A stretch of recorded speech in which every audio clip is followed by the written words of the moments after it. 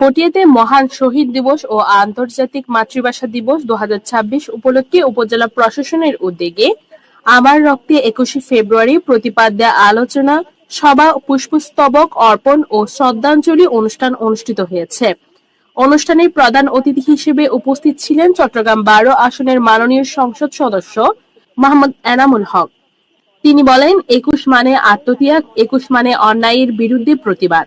ভাষা শহীদদের রক্তের বিনিময়ে অর্জিত বাংলা ভাষার মর্যাদা রক্ষা করা আমাদের সকলের দায়িত্ব। আজকে মহান ভাষা দিবস, আন্তর্জাতিক ভাষা দিবস হিসেবে এটা পরিচিতি লাভ করেছে। এই যে আমাদের ছাত্র ছাত্রীরা,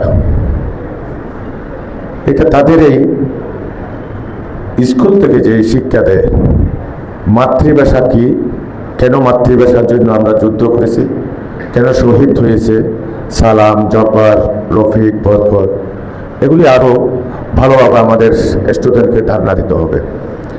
এই ভাষা আমরা কেন ভুলে যাই, কেন ভাষাকে আমরা মাতৃভাষাকে গুরুত্ব দিচ্ছি না।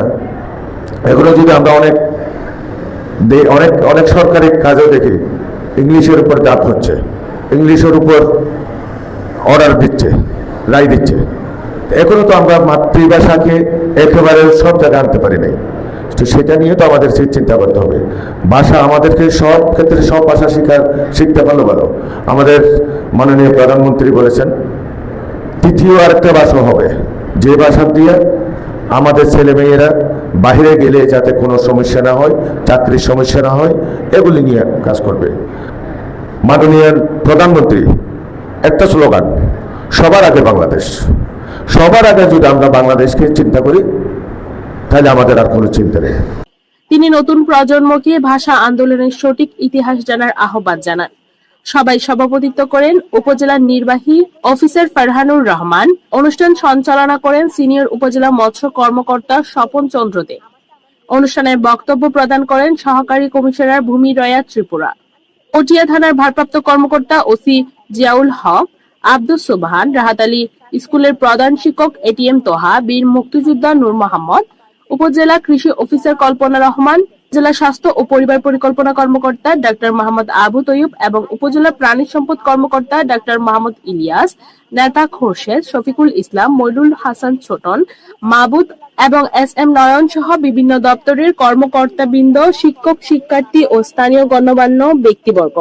তো এরকম আমাদের বাংলা ভাষাকে নিয়েও কিনা আমাদের এরকম কাজ করার সুযোগ আছে। নাটক সিনেমাতে এখন আমরা দেখতে পাই যে সমানে আগের আমরা যে নাটক সিনেমা দেখতাম ৯০ দশক বা ৮০ দশকে শুদ্ধ বাংলাটা ছিল, এখন কিন্তু ওরকম নাই।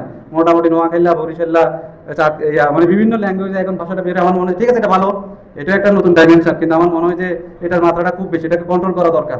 এগুলো নিয়ে বিশেষ করে হাইকোর্টের রায় এখনো কিন্তু ইংলিশে দেওয়া হয়। এখন এই যে ইংলিশগুলো আমরা নিজেরা কিন্তু বুঝতে কষ্ট হয়। আমরা অফিসে কাজ করি, আমরা রায়গুলো নিয়ে অনেক কাজ করি, আমরা কিন্তু অনেক সময় বুঝি না। তো সাধারণ পাবলিক কি বুঝবে?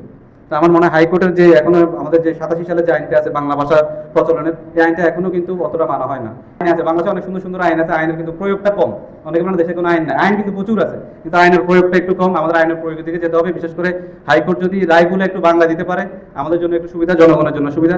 আমরা এখানে যারা উপস্থিত আছি, আমরা সেই বীরের দেশে, বীরের জাতি। আমরা কোনো কিছুতে অন্যায় মাথা পেতে নেব না।